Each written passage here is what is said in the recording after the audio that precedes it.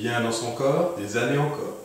Nous allons commencer ce travail au sol par un exercice d'ouverture thoracique et scapulaire, extrêmement important pour garder une certaine souplesse à ce niveau-là. Regardez la position de Caroline pour démarrer. Elle a les fesses à l'aplomb des genoux, les genoux bien écartés, espacement des épaules à peu près, les mains un petit peu plus bas, la main droite, voilà, la position de départ.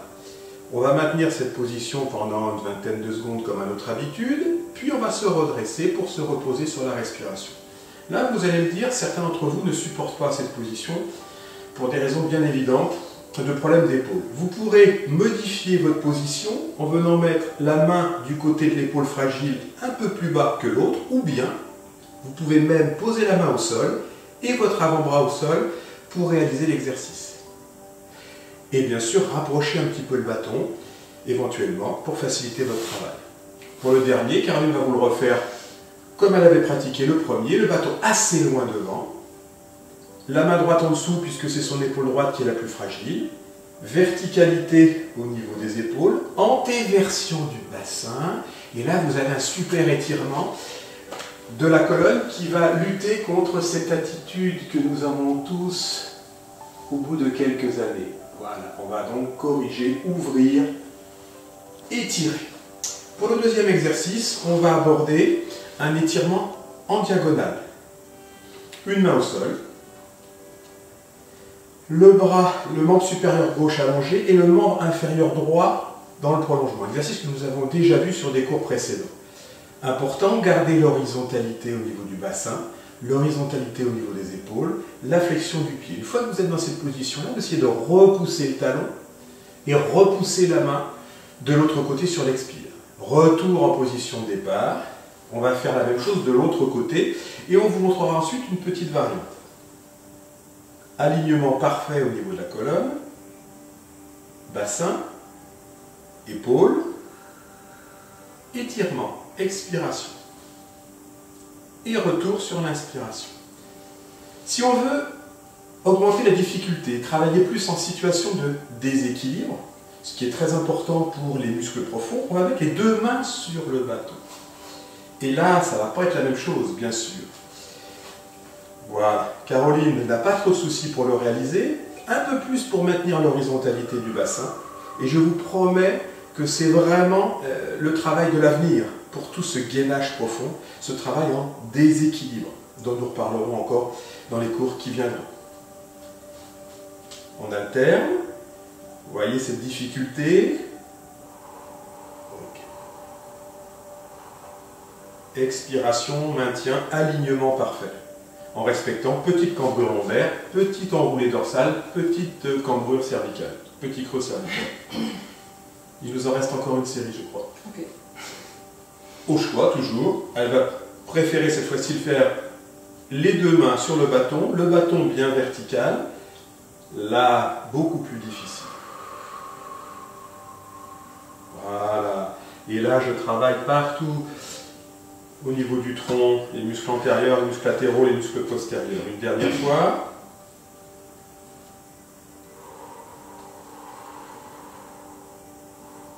Genoux bien tendus. Super. C'est terminé? Oui. Voilà. On va donc maintenant se reposer un petit peu. Pour se reposer un petit peu, on va se mettre en position 4 pattes. Les mains sur le bâton, et en partant de cette position-là, une petite prière traditionnelle, on vient mettre les fesses sur les talons, on repousse un peu plus le bâton encore vers l'avant, pour bien étirer notre colonne lombaire. Classique, mais néanmoins toujours efficace. Retour sur l'inspire, en position quadrupédique. Parfait. Et on continue, expire, prière. Enroulement des lombaires, on repousse le bâton en avant. Toujours les mêmes précautions, si les épaules sont fragiles, regardez Caroline, elle va faire les coudes, ou un coup de fléchi, ou les deux coups de fléchi. Hein, ça, mémorisez bien, ce sera toujours la même chose. Il nous en reste un petit dernier. Allez, on repart, on souffle, on pose le front sur le sol. Si vous avez des genoux fragiles, n'allez pas si loin, bien sûr, vers l'arrière. Si vous avez des chevilles fragiles, mettez un petit coussin au niveau des coups de pied. Vous allez voir, ça améliore considérablement la position. Ok. En position debout, on avait commencé à travailler notre posture. Avec le bâton derrière. Voilà. Avec nos 3 points de contact. Sacrum, dorsal, occiput. On recule les fesses. On recule les fesses, mais pas oublier, parce que alors là, vous tombez direct. Et on s'incline vers l'avant, et on mémorise bien cette sensation que l'on a de ces 3 points de contact. On va en refaire un deuxième en changeant les mains. Ce sur quoi je n'ai pas trop insisté tout à l'heure, c'est qu'il y a bien sûr 3 points de contact, mais vous remarquerez qu'on a 2 petits creux, 2 cambrures. Allons-y. Une lordose lombaire, une cambrure lombaire, et une lordose cervicale. Vous essayez de les réduire en vous grandissant sur votre tuteur, sur votre bâton, pour améliorer encore votre auto-grandissement, votre allongement vertébral. On va changer, on met le bâton au niveau de la poitrine. Alors, plus difficile que précédemment, puisque là, on a encore un travail en déséquilibre. N'allez pas trop loin. Vous avez bien compris pourquoi. Voilà, carreau se place dans la position idéale de l'haltérophile à genoux cette fois-ci, et on vient mettre les bras en chandelier. Voilà. En chandelier, vous avez remarqué, on est parti de l'avant, c'est volontaire parce que beaucoup d'entre vous vont se retrouver dans cette situation-là. Peut-être avec un enroulement dorsal et une projection antérieure de la tête pour les plus raides. On l'a déjà vu tout à l'heure. C'est pas grave, il faut garder par contre ce parfait équilibre au niveau de la région dorsale. On ramène le bâton. Voilà. Équilibre, je disais, entre la région dorsale et la région lombaire. On peut faire la même chose, le bâton derrière. Alors là, plus compliqué, on écarte au maximum les mains. Voilà, le bâton est au niveau des omoplates, et donc elle le fait très bien. Vous remarquerez qu'il y a un travail en flexion de hanche et un travail en flexion de genou.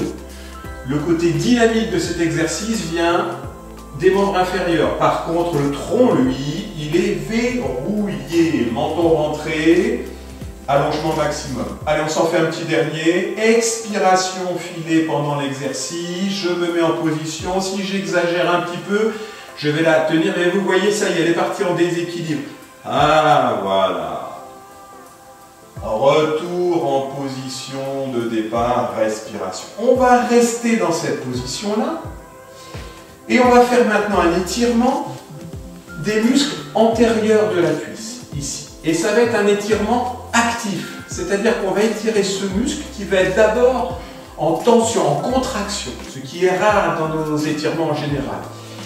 Le plus important, ça va être conjointement de serrer les fesses et de contracter les abdominaux. Elle va relâcher pour que vous voyez bien, regardez bien, on serre les fesses et on contracte les abdominaux. Rétroversion du bassin, puis bascule vers l'arrière. C'est une bascule qui se fait uniquement autour des genoux grâce à ce mouvement de contraction synergique de vos abdominaux et de vos fessiers. Si elle ne faisait pas ça, regardez bien, elle partirait en extension autour des lombaires et de ses hanches, plus autour de ses genoux. C'est pas la peine de se mettre en porte-à-faux pour étirer ces muscles-là sensibles.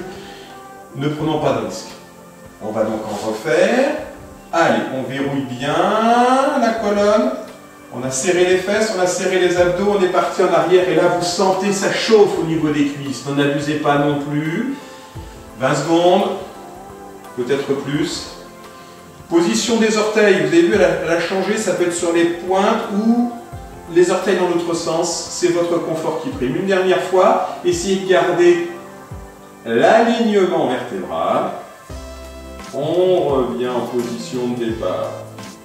Super, impeccable. Bien, dernier exercice dans cette position à genoux. Ça va être un exercice où nous allons partir d'un étirement vers le plafond, comme on l'a fait au début du cours. J'inspire, je corrige ma colonne, je souffle, je repousse mes omoplates.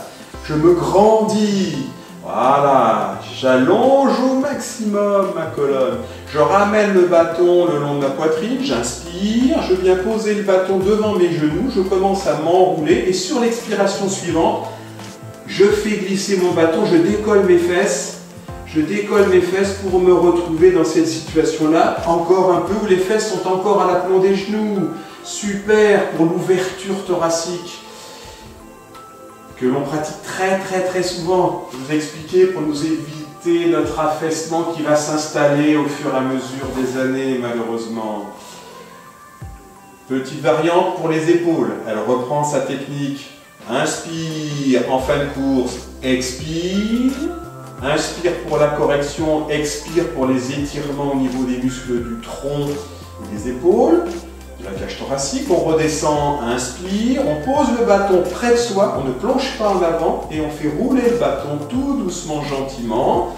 Et cette fois-ci, imaginez, elle a mal à l'épaule droite. Elle va garder son bras gauche tendu, mais elle va plier, voilà, et elle a protégé son épaule. Si c'est les deux épaules, eh ben c'est les deux coudes en arrière et c'est le front qui repose sur le sol.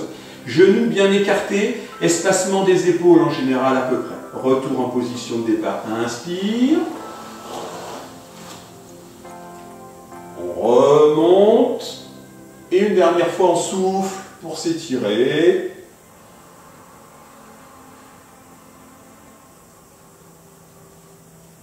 Et une dernière fois, on ne plonge pas, pardon, on descend le bâton, on vient chercher le contact avec le sol. N'hésitez pas à écarter plus les genoux si vous vous sentez plus stable. Voilà, bel étirement, belle ouverture de la cage thoracique, on le voit bien ici.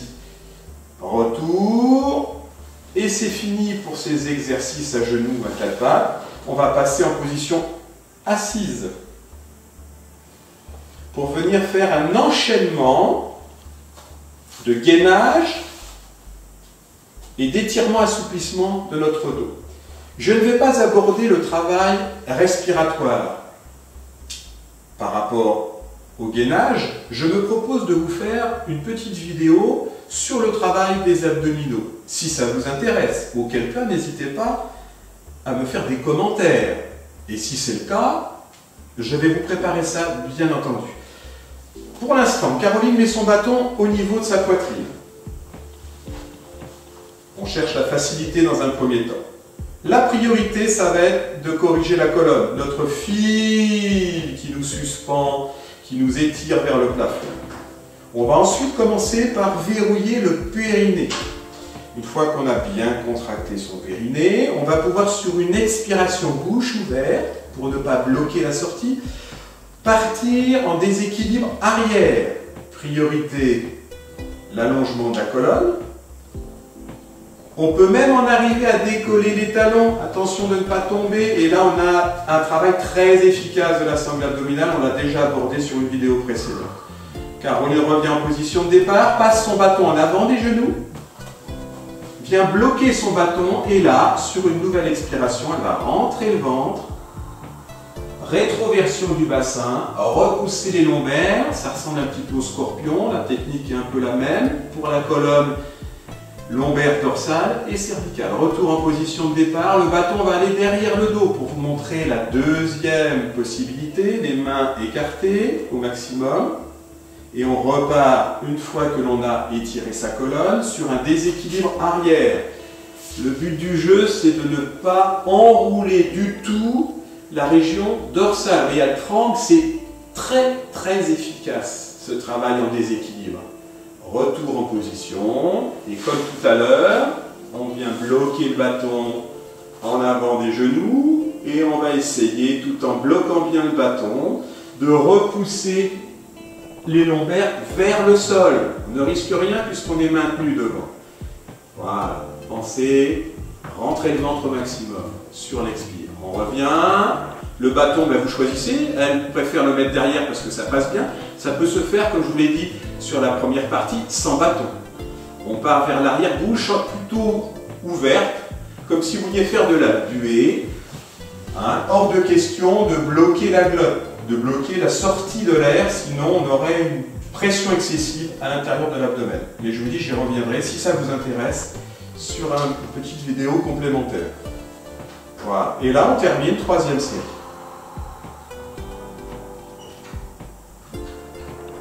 C'est parfait.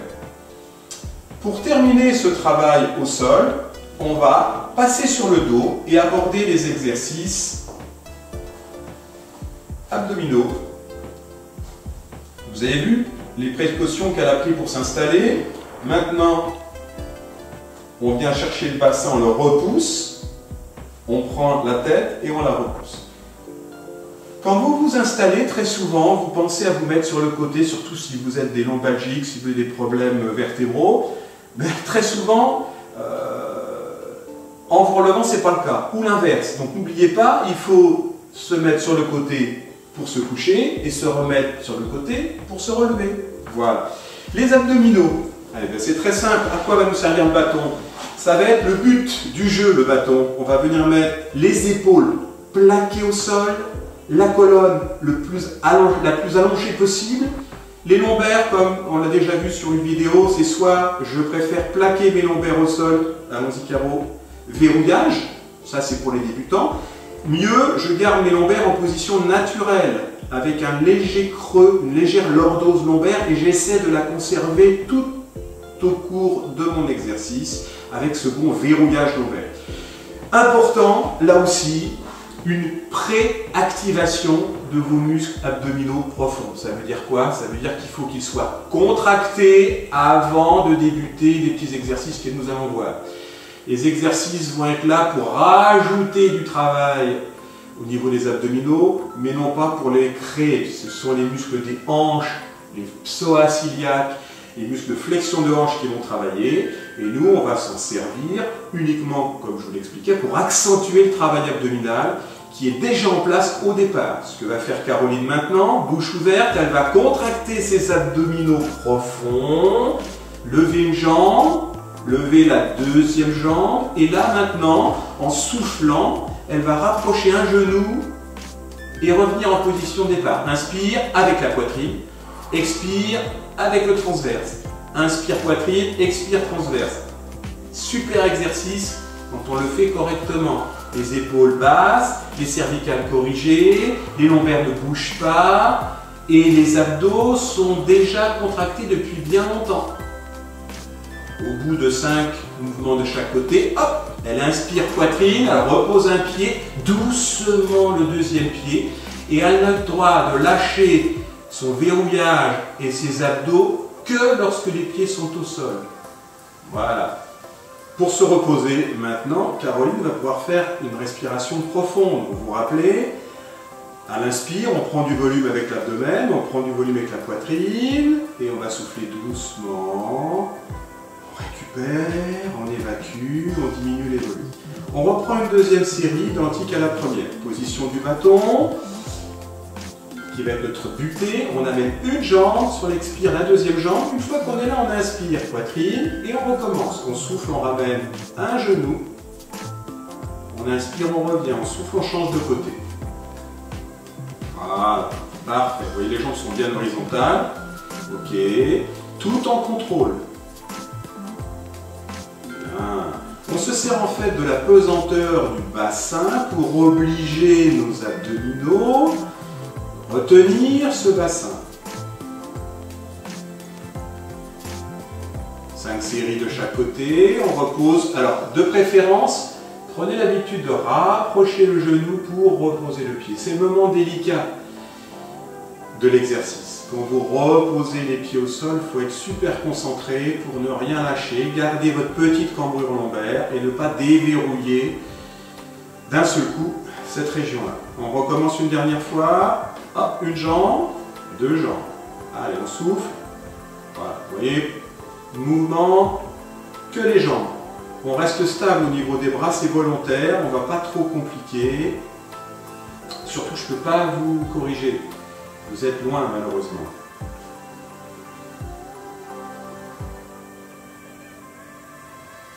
Ça, c'est l'exercice le plus facile, enfin le moins difficile. On va bien sûr vous en montrer deux autres. On repose les pieds, on repose, voilà, on allonge les bras derrière, loin, on allonge les jambes loin devant. Et Caroline peut faire le lézard, elle peut s'étirer, voilà. Côté gauche, côté droit, très bien. On va un petit peu compliquer, comme je vous l'ai dit, le travail. On va faire un travail en symétrie cette fois-ci. Même principe au départ, position des bras, décoller légèrement, les omoplates bien serrées au sol, la colonne cervicale bien étirée. On amène à tour de rôle les deux jambes en escalier. Après avoir préactivé les abdominaux. Et là, on va essayer de rapprocher les deux genoux en même temps. On souffle, voilà. Et on revient en inspire. On est toujours sur une flexion, extension de hanche. Mais ça, je vous disais, c'est pour vous amuser. Ce qui m'importe, moi, c'est votre fixation, votre verrouillage lombaire. Bouche ouverte, c'est beaucoup mieux. Voilà. Ok. Respiration. Détente.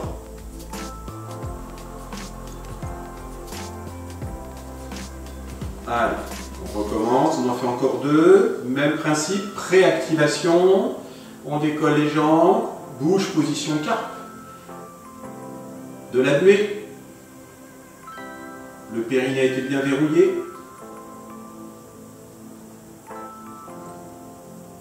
Voilà. Elle va un petit peu vite, mais elle peut se le permettre. Pas de souci. Elle maîtrise bien. Vous, méfiez-vous. Il est bien évident quand on travaille ces exercices-là, on va travailler les profonds, mais on ne va pas complètement abandonner les muscles superficiels.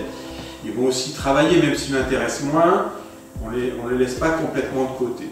Et notamment sur cet exercice, on va travailler les grands droits.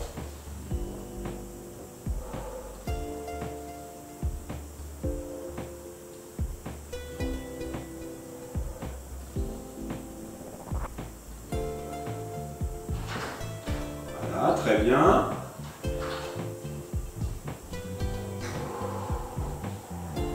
On ramène les pieds, on en a combien? C'était la troisième série. On repose, on respire, on récupère. On va maintenant, pour terminer, travailler aussi un petit peu en dynamique. On va travailler les muscles obliques qui forment une croix au niveau abdominal. Pour ce faire, on prend la même position de départ, les épaules basses, les omoplates serrées, la colonne cervicale corrigée. On amène les deux jambes en escalier et là, on va travailler bâton d'un côté, jambes de l'autre, pas trop loin. On essaie de laisser le bassin décoller au minimum, voilà. Et on joue avec la respiration. Très bien. Le bâton à l'opposé pour stabiliser le mouvement. Bâton à gauche, jambe à droite. Très bien, toujours la bouche ouverte. Voilà.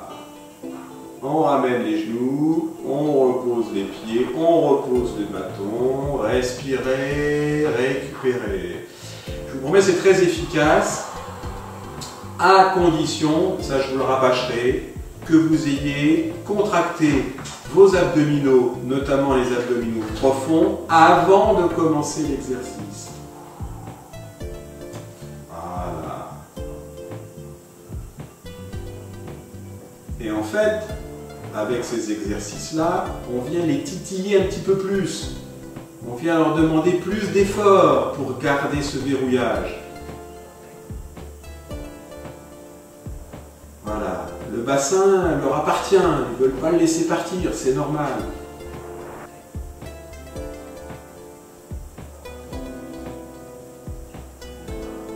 Voilà, retour.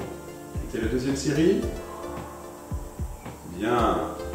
Effectivement, c'est plus fatigant pour Caroline que pour moi. C'est vrai. Ok. Mais c'est bien d'avoir un modèle. On recommence. Et une dernière fois. On croise. Bon, là, elle se laisse un peu aller. Hein. Elle maîtrise, donc elle peut se permettre. Mais méfiez-vous, parce qu'on est quand même sur un travail en rotation, un petit peu en torsion. On reste prudent. tout en contrôle.